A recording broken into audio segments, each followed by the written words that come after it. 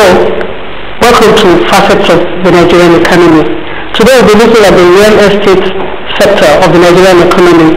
We'll be looking at the structure, the developments, investments, government policies, and the future of real estate development in Nigeria.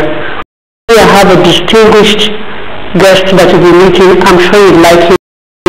He spent about 30 years working on this. We have learned a lot about the Nigerian estate. Welcome to Facets of the Nigerian.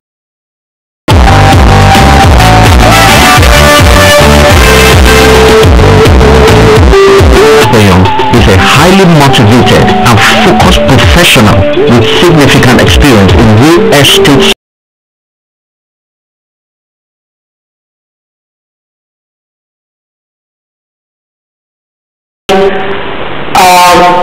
Someone who has enough money to invest in. Would you advise the person to invest in the primary market or in the secondary market?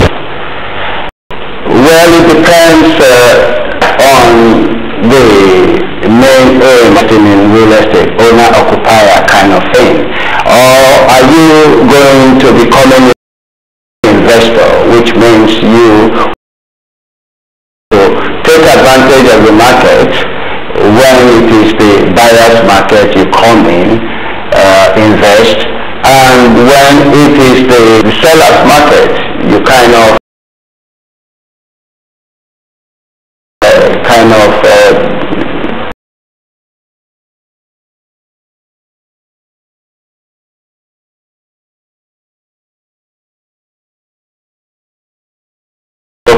need local artisans to be able to put things in place. All they need is to direct them on how to do things and raising their game as well, the quality of construction too. They will be monitored by the project managers and the development team of these various developments. But talking of the impact of this in the project, well, those who can afford it will be able to buy properties.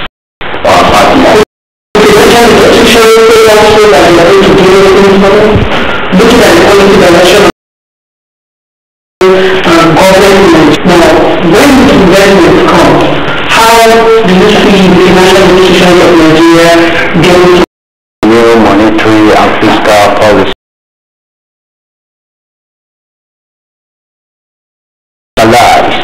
The money was localized before the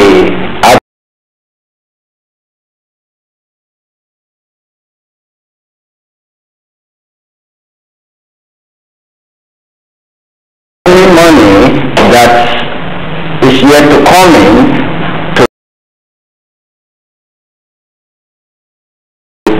continue the state of development to move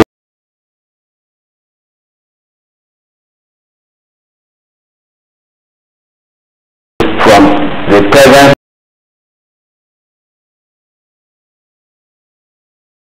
board. I think it will have a huge impact and a benefit to the financial institutions.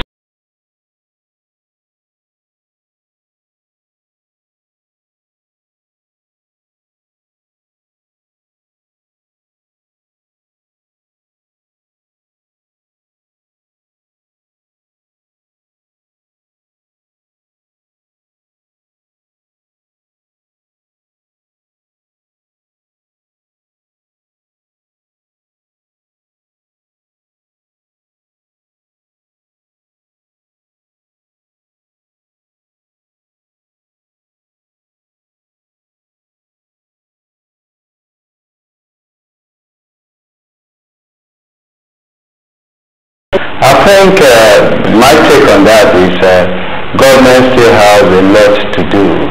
If they say between 17 and 18 million houses, we have a deficit in this sector. I think government has a lot of work to do. The policies are another thing we should look at.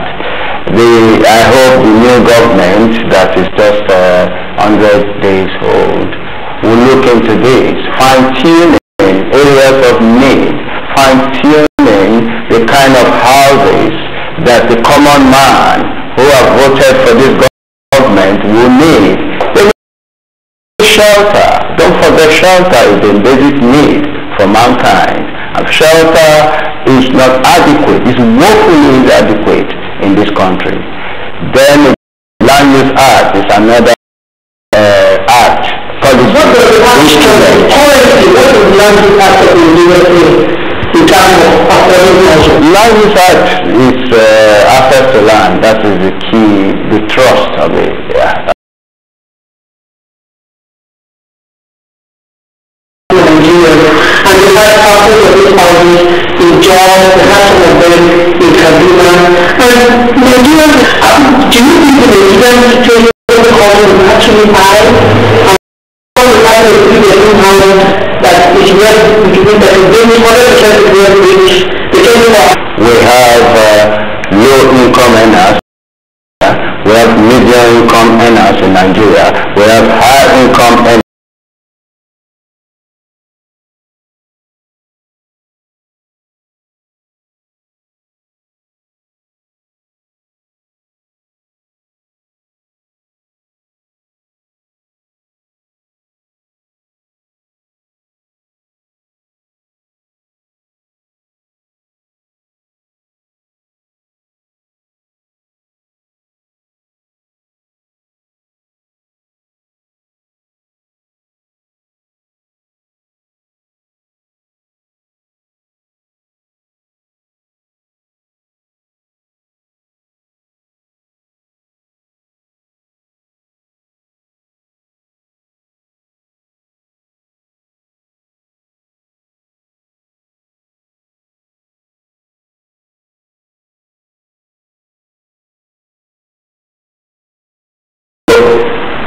Waterfront merits and demerits.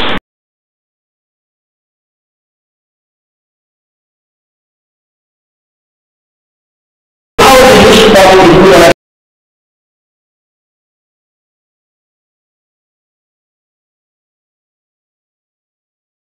for example, when Abuja was just coming up, how is that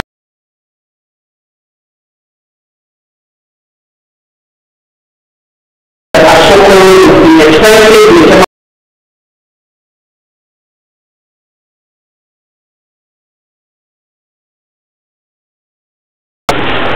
Bush and everything around the 40 years. In the 80s,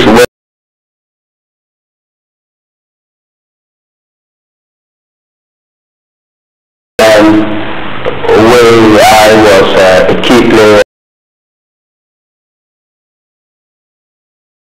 in the Abuja property market, the 10,000 naira, Asokoro 10,000 naira, Gariki and Wuse was about 5 to 8 times.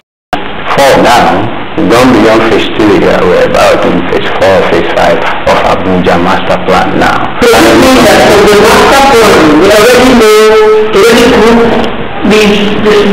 group the people that live together, the low income, the high, and the low. Is that how it works? I think plot allocation then has to be for a place like Maitama. We had either low density, predominantly a low density residential and commercial neighborhood. Asokoro too was predominantly a diplomatic, low density residential and commercial neighborhood as well.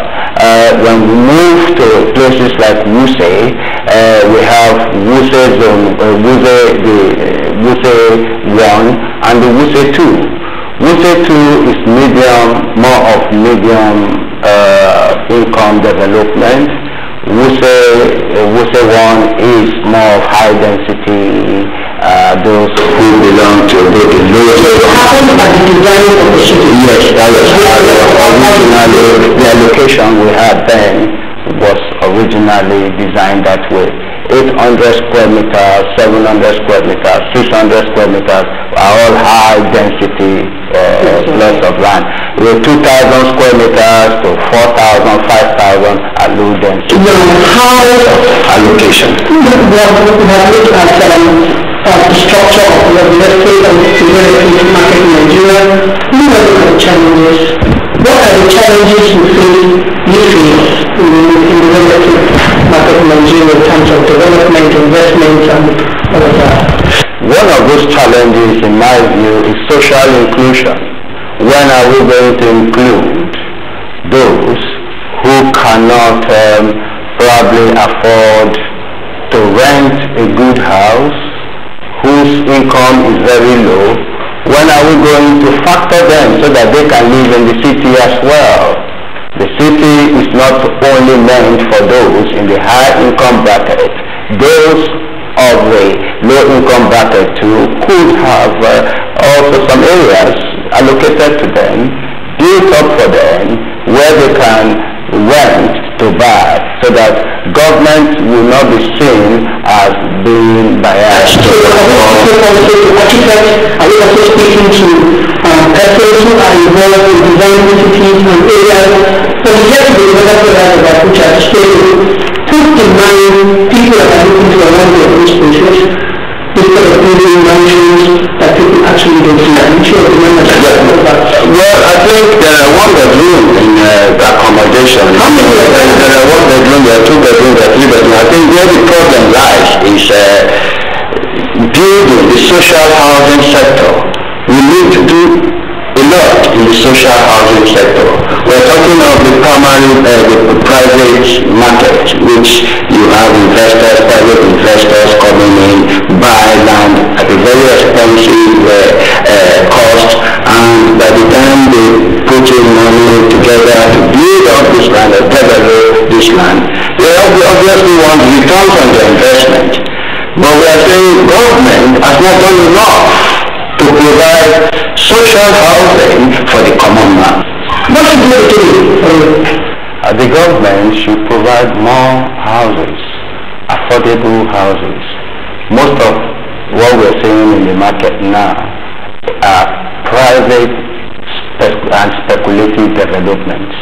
That is why you see lots of houses empty, both in Lagos, in Port Harcourt, in Abuja, because speculative developers are just using this as a front in some cases, whereas in other places they are not talking of affordability.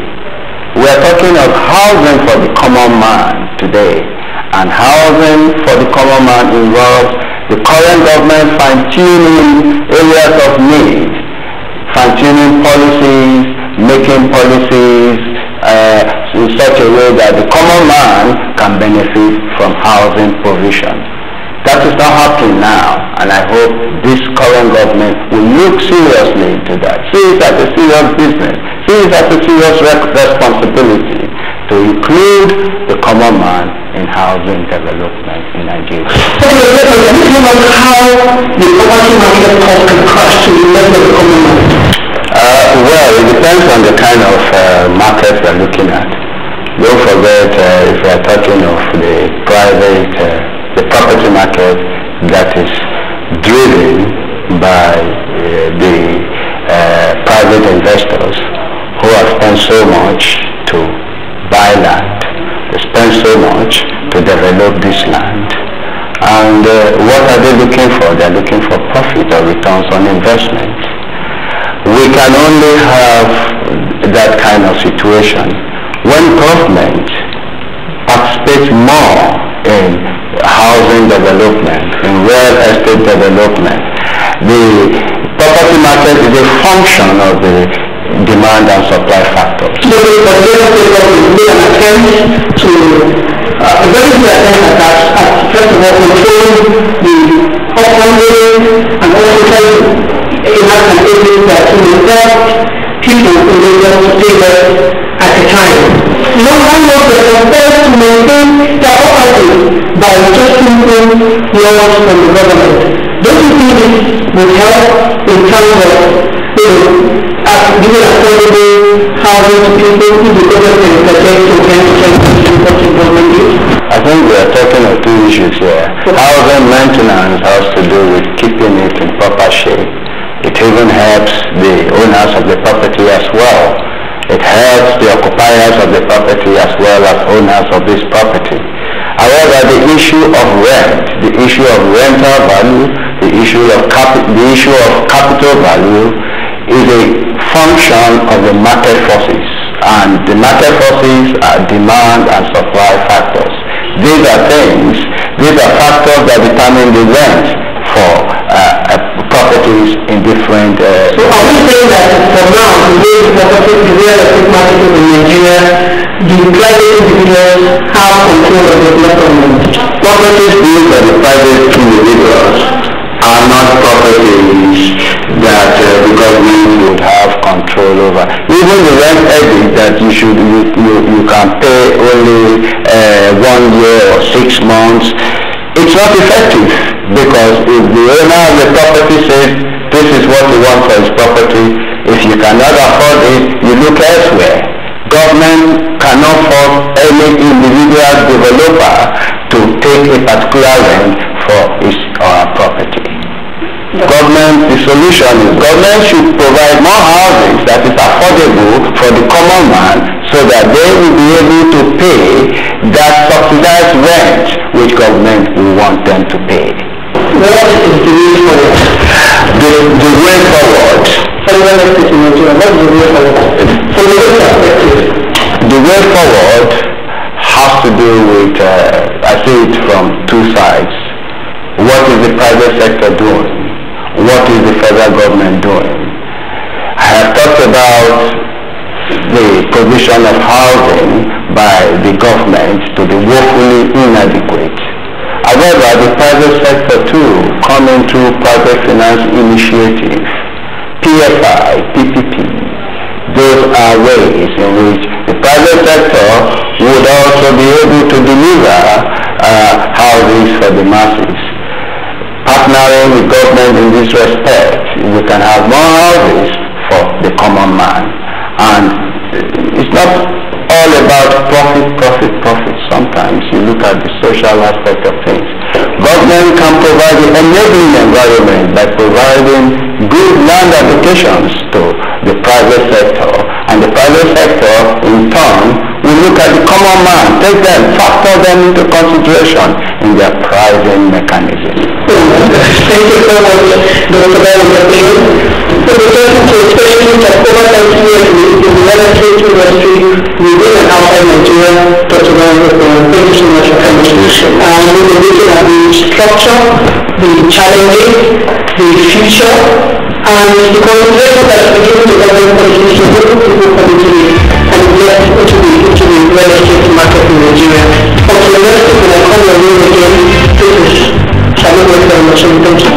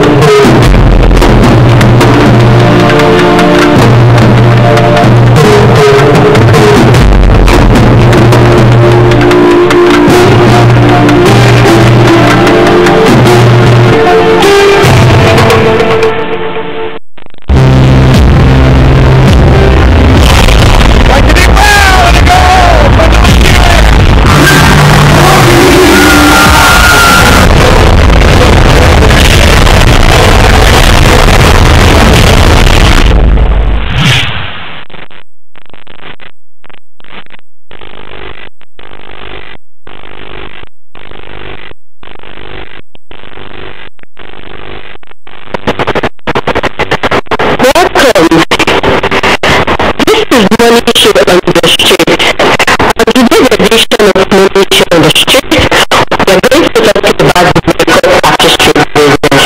Here with me is a guest who is the makeup artist that is going to educate us, with the viewers, and even myself, on how to become a makeup artist.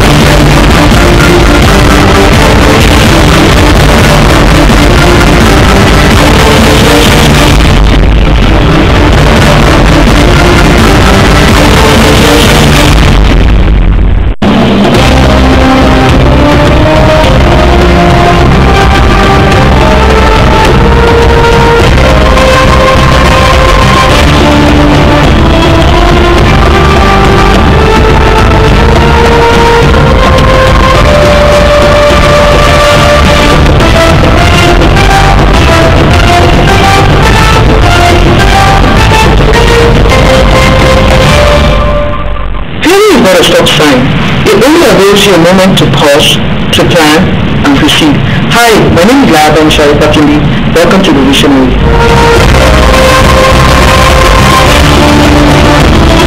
We have a great lineup on the program today, just for you. Here's what to expect. Visionary Countdown, You Don't Need a Million, Visionary Coach, Visionary 101 from both sides, which is our product analysis segment. I hope your week has been as good as mine, because today's show is a mind blower. So buckle up your seatbelts as our Visionary is taking off. On the Visionary Countdown this week, we are counting down on the biggest fashion houses in Abuja. Number 10, House of Bowden graces the charts with elegance on men's clothing. Ribisque is at number 9. Ribisque has mastered the art of janet making for the feminine gender. Number 8, Resurrection. This brand has redefined itself in men's clothing. At our number 7, we have Viva Bespoke, a brand that has given fashion a brand new haven. That is our 10 to 7 on the Visionary Countdown. Find out who made the list and who did not. Stay tuned.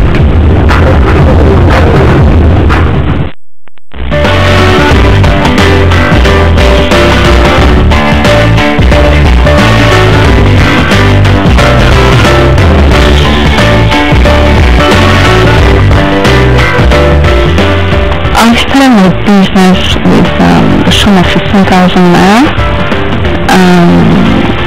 It was at a point when things were so difficult and I saw the need to empower myself. I saw the need to actually do something that I was so passionate about. And so I walked into a house of tire shop and I actually got registered and I became a detailer for House of Tire. And with the sum of 15,000, I actually asked myself, what can I actually do with this? But then I was so amazed when I walked into the shop and I saw that I could actually start that business with that sum of money. And today, that same business that I started with the sum of 15,000 naira, I guess I have goods worth over millions of naira. And today I'm so happy for that decision I made years back. And today I'm the CEO of Get the Look Makeovers. My name is Celestina Ikoko. And what I'd like to tell young people out there is you don't need so much money to start a business. With the little amount of money, you can actually start that business and you can grow it. All you need is focus, passion, and God's blessings. You can actually achieve it. My name is Celestina Ikoko, CEO of Get the Look Makeovers. You don't need a million to start a business.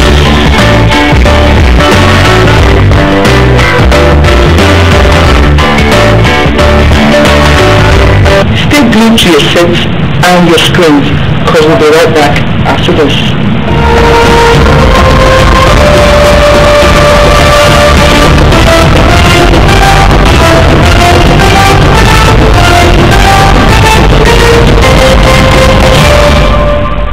To have you back on this segment. Today I'm going to be talking to a woman with fire under her wings. She's taken the makeup industry in Africa to a whole new level. Join me today as I talk with Tara Felajoy on Visionary 101.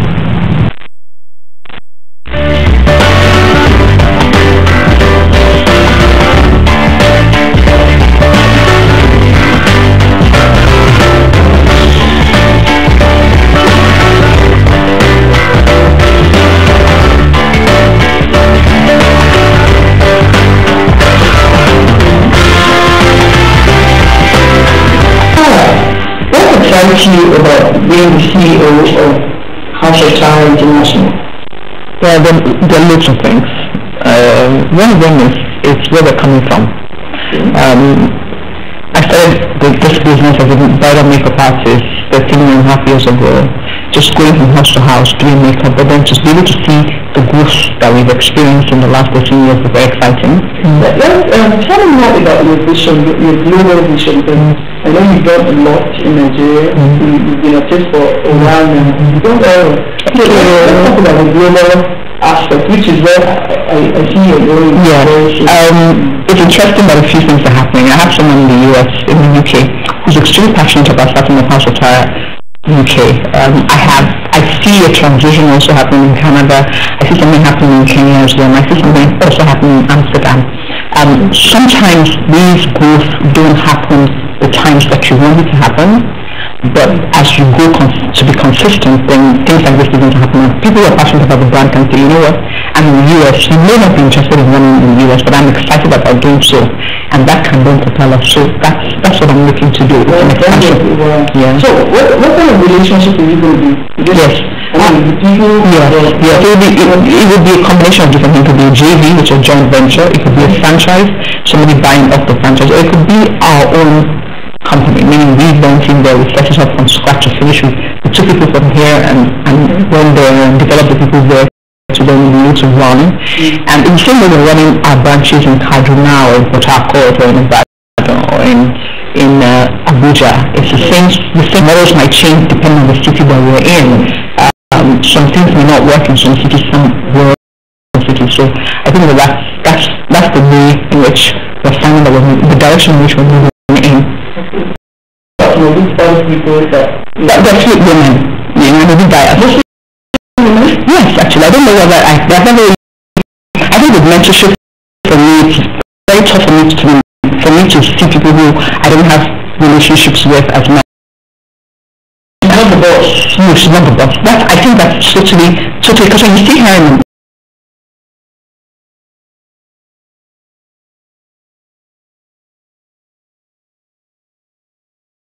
she comes across like that way.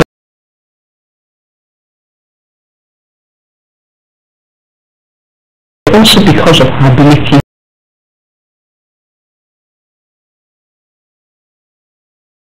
Those who are Christians, we also understand the concept of kingdom development and